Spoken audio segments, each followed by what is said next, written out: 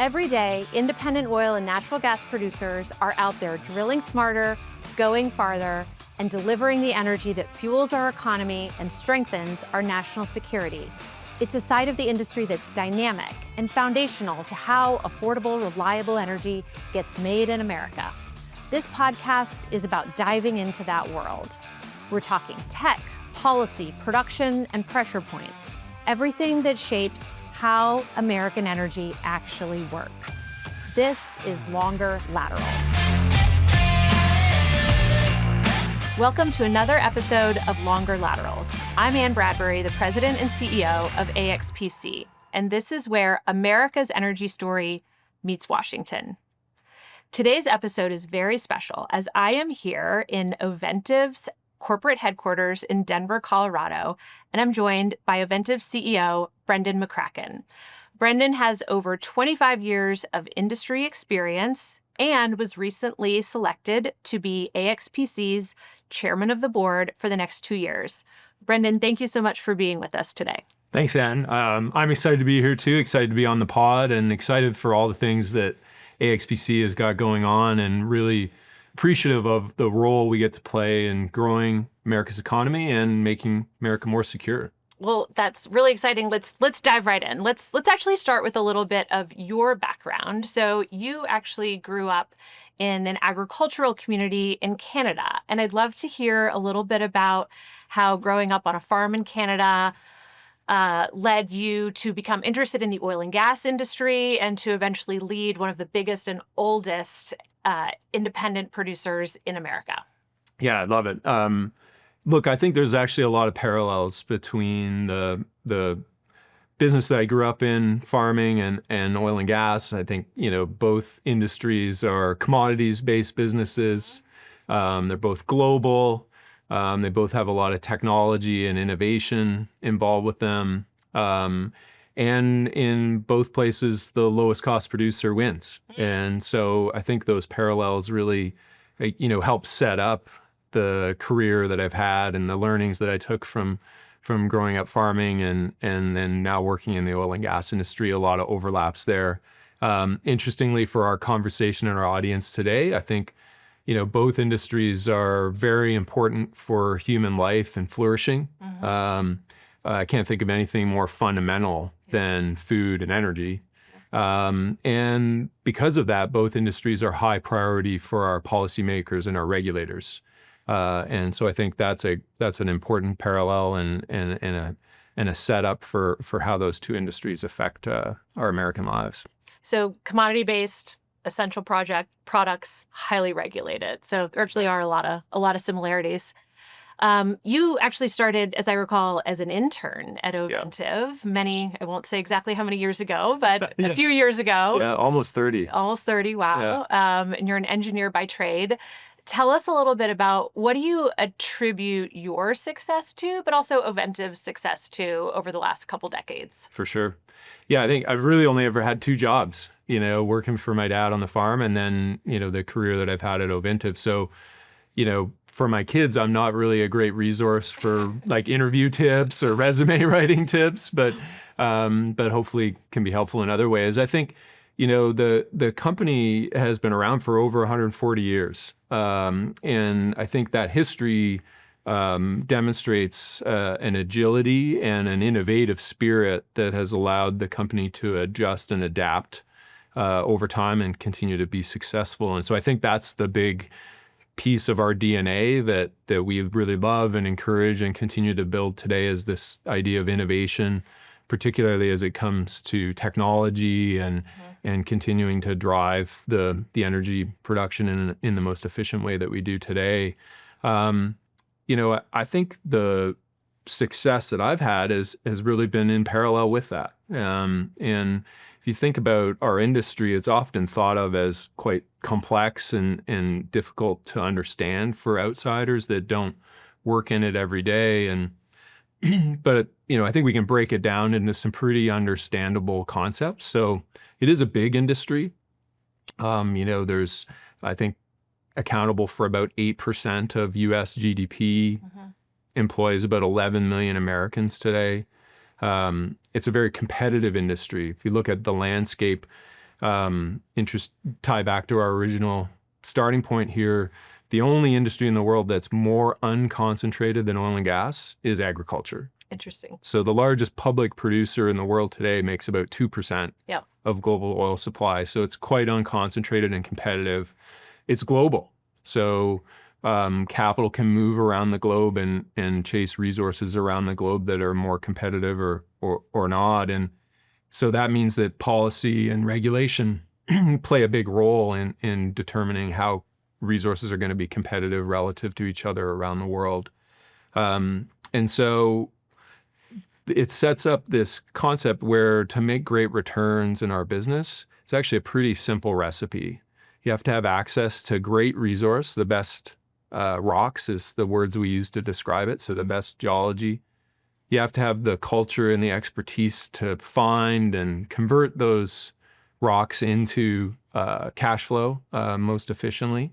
And then because it's a very capital intense business, you have to invest that capital very carefully and with discipline to ensure that those returns make it through to the bottom line. And so at its heart, it's a relatively straightforward business, but I think a lot of people are maybe intimidated by it at the outset, or if they don't know much about it. But it's actually fairly straightforward once you dig into it. Straightforward, but very complicated at the same time. Yeah.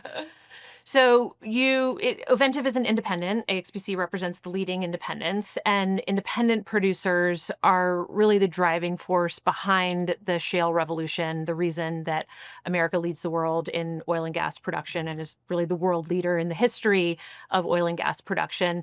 Talk a little bit about what the role and the characteristics of an independent producer that led to the shale revolution and America's energy dominant position it's in today. Yeah, it's really tied to that innovation concept that I talked about earlier. And the U.S. Oil and gas industry has been at the forefront of global supply. So the most economic resource in the world for the last 2 decades has been in the U.S. And that's been we've seen the results of that in terms of where has the investment gone globally. It's been concentrated into the U.S. resources, and where has the production growth come? It's been in the U.S., which has been a revolution, nothing short of a revolution to transform the energy security and reliability that we enjoy today. And that's actually quite a long time at the forefront of global supply. If we look back through the over 100 years of industry history, resource dominance moves around the world based on that best rocks idea. And so the U.S. has been enjoying that leadership position because of the innovation that unlocked the tighter resources in the U.S. A couple decades ago. And one of the fascinating things about our business is that there's really no intellectual property and no trade secrets that kind of protect profitability in our industry. It's essentially an open source technology. And that's largely because of that competitive landscape that I mentioned, where there really is no dominant producers. There's no duopoly that controls the market here. It's truly, many different players on the playing field. And so what that means is, in order to be competitive, to create a differentiated advantage relative to each other, we have to do it through culture and expertise primarily. So it's not done through trade protection. It's not done through technology, copywriting, and patenting. It's done through culture and expertise. And the collective culture and expertise of the U.S. industry really drove this revolution over the last 2 decades and drove the dominant position that we're in today. Now, I mentioned it's been there for a while. We've been at that forefront for a while, and so it is starting to mature. The resource is starting to mature in the U.S. It's inevitable. It's sort of has unfolded over many different cycles in this industry for over 100 years. And so, but if you look at the data, you can see things like the oil well productivity per foot. Yep. I love your longer laterals title here. So if we normalize per lateral foot, we can see that oil well productivity start to erode. Okay. And really, you look back at the data from 2022 to today, it's eroding by about 2.5% a year. So a relatively modest slope on that, but still the first time that we start to see that tip over in U.S. shale's history. And so what's going to arrest that or change that is going to be innovation. And we can see within the industry, we can see different companies performing at different capabilities, which reflects that culture and expertise capability. So, at Ovintiv, we've been able to actually swim against the tide and increase well productivity over that period at the same time as collectively the industry's been seeing that erosion. And so it sets up a dynamic where when we look out and we try and figure out, okay, what direction is this going to head? It is difficult to say with certainty, but what we do know is that outlook for U.S. production is going to really depend on I think two broad functions. It's going to depend on that innovation success, the creativity of our teams collectively to find technical solutions to stop that maturation eroding further, and then it's going to depend on oil price. And natural gas prices because that's the fuel that drives that innovation and creates the incentive to try new things and put new concepts to work and demonstrate their capabilities. So I think it's a good spot to find ourselves, but I think we're cognizant that these gains are going to be hard fought. Because the physics are tough here. Ultimately, we're talking about a resource that's up to 10,000 feet deep, and we're trying to make gains in recovery factor that are small increments at a time. So these are going to be hard fought, but they're going to be on the back of the culture and expertise of the industry here. And so far, it's not paid off to bet against that capability. Absolutely. And people have been doing that for many years as a losing bet. So innovation is something I'm hearing as a key to the reason why the industry is where we are today, and a reason and a key factor in making sure that the industry continues to thrive moving forward. So let's talk a little bit more about that innovation piece. In Washington and around the country, you hear a lot about the need to win the AI race and the vast amounts of energy that is going to be needed to power AI. And we certainly have a really important role to play in that. And we can do whole other podcasts on that topic. But I want to actually talk about AI in the role of innovation within Ovintiv and within the U.S. oil and gas industry, and how, from your seat, do you see companies leveraging AI and advanced learnings to become more efficient and more technologically advanced to produce more energy? Yeah, I love that. And I agree. A lot of the conversation around AI has been on the energy demand side, which is real and a very important conversation to have. But we're really excited about the application of AI in our business and how it can be that next leg of innovation and really continue to set the U.S. up for success here. One way to think about it is this is AI in the physical world. And a lot of the conversation that I get into with my colleagues that run businesses in different sectors, whether it's tech or finance or consumer products, is AI as it comes to digital labor. How do we have more and more AI doing the labor that today people do? And, that's interesting, and we're engaged in some of those projects. But what we're really excited about is how do we deploy AI in this physical world to help us solve some of these challenging physical challenges that we have in our business. And so we've really broken AI up into 4 categories. And these are where we're focusing our efforts, is on these 4 categories. So the first one, and very important in our business, is safety. And how can we do our work and execute our work safely and use AI as a tool here? And so we've got some really cool pilots with visual AI, where we're able to use cameras to augment our folks that are working in the field and help them do their jobs more safely, either by helping them be all the way out of the line of fire or helping them, really step their way through the work procedure and make sure that it's done safely. The second category is the one I mentioned that it seems like everybody else is focused on, which is, hey, how do we do some of these back office functions more effectively and efficiently? So we're doing those, but it's really the third category that I get pretty excited about from an earnings potential perspective. Okay. And we call that solving complex problems. And so in our drilling and completion space, today we're running all of our drilling rigs with AI. I call them the world's largest industrial robots. That's cool. And today that looks like about a $50 million a year opportunity or savings that we're capturing. And we're really just at the outset here of using that technology to help us drill and complete our wells more effectively.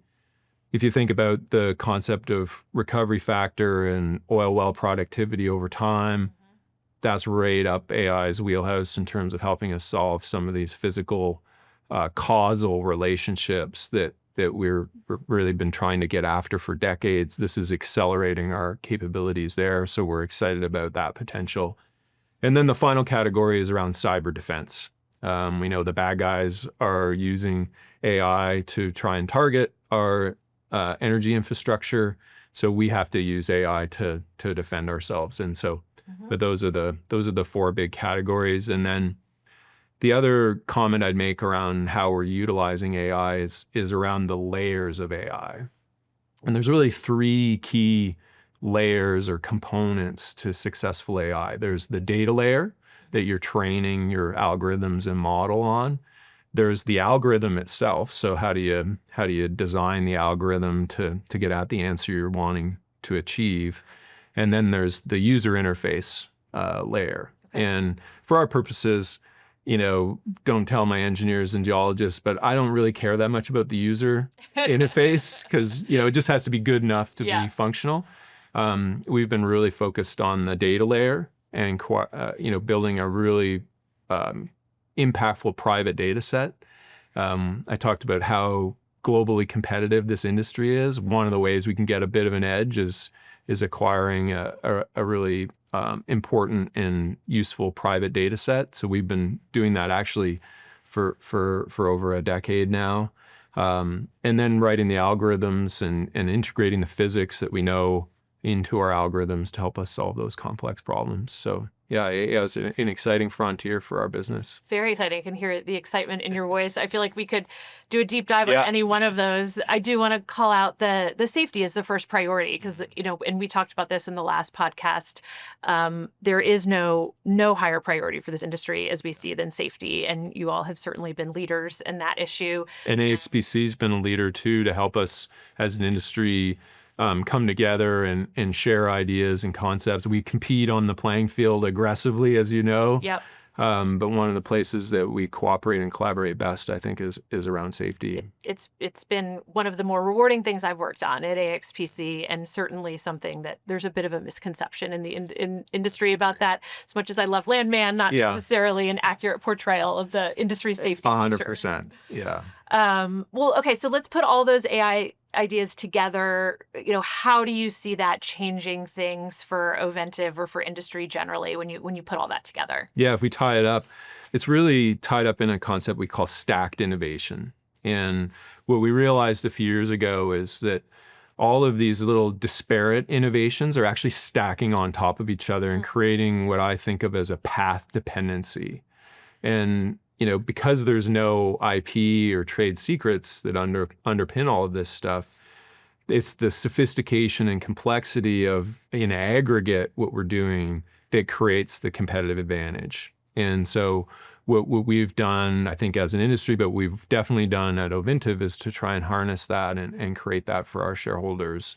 And so this idea of stacked innovation is that things that we do today would only be possible, they would only work in our operating system if we'd have done the 5 or 6 prerequisite steps over the last 20 years. And so, just to kind of write it out in a way that maybe people won't think about is the AI discussion that we were just having. All of those things that we're doing with AI to run our drilling rigs and our frac spreads today, they really sit on top of what we did a couple of years ago with things like surfactants and frac geometry design and stage design. That sits on top of innovations around continuous pumping and something we call trimul-frac. That sits on top of our ability to do logistics with local wet sand. and water. That sits on top of things we did with simultaneous operations.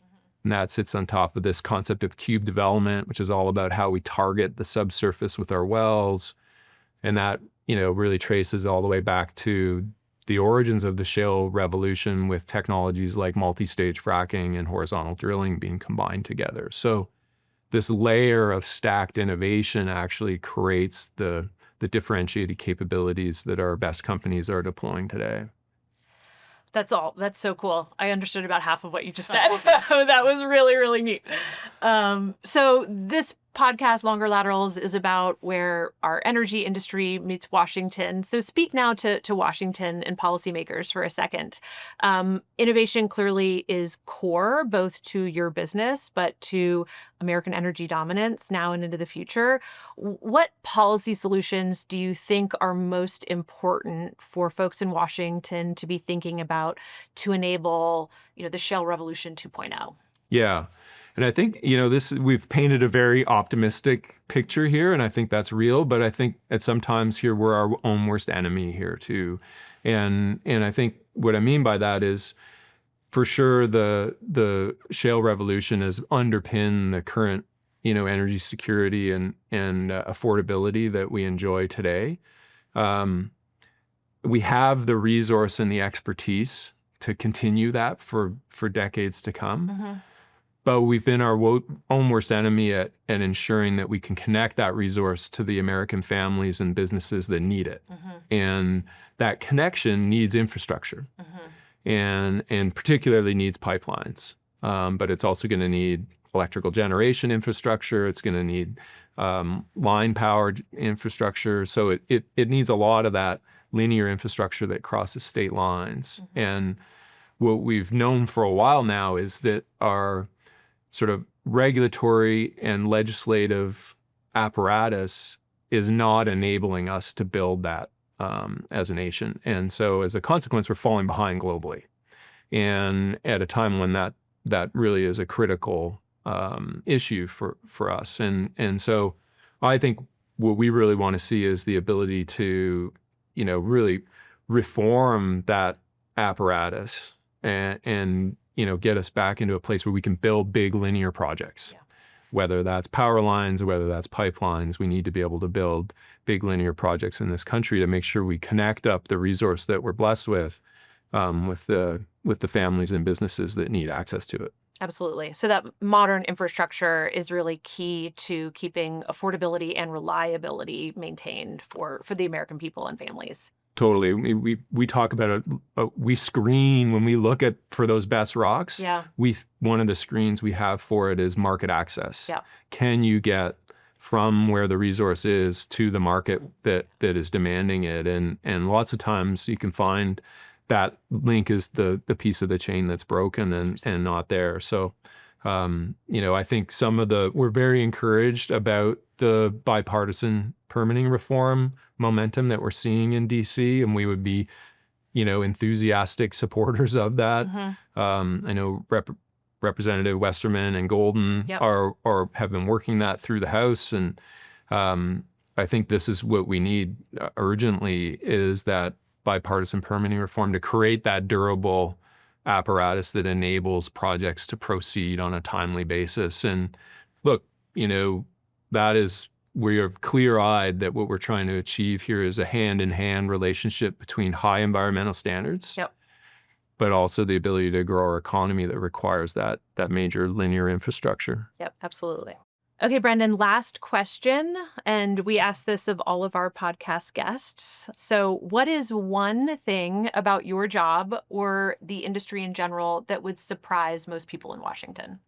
Yeah, I think, and I don't know if it's surprising or not, you guys can tell me after, but, I think I'd circle back in a way to where we started the conversation, which was this, personal intersection for me between agriculture and energy, but also would it enable that background growing up in that family farm business was me to really see the connection and understand the connection between business and family. And I think sometimes in our modern world today, we've lost that connectivity. and the interdependence between family and business, and how important both are to each other. I worry sometimes that we've lost that. And one of my favorite things about this job that I have the privilege to have is I get to build relationships and deep friendships with people across our country. And I kind of call it from Midtown to Midland. Yeah. And, I can be in the early part of this next week, I might be, on the West Coast talking to investors. And then later in the week, I could be on a rig floor in rural Oklahoma. Yep. And so I love the idea of cross-cutting through our American communities that way and getting to connect with people.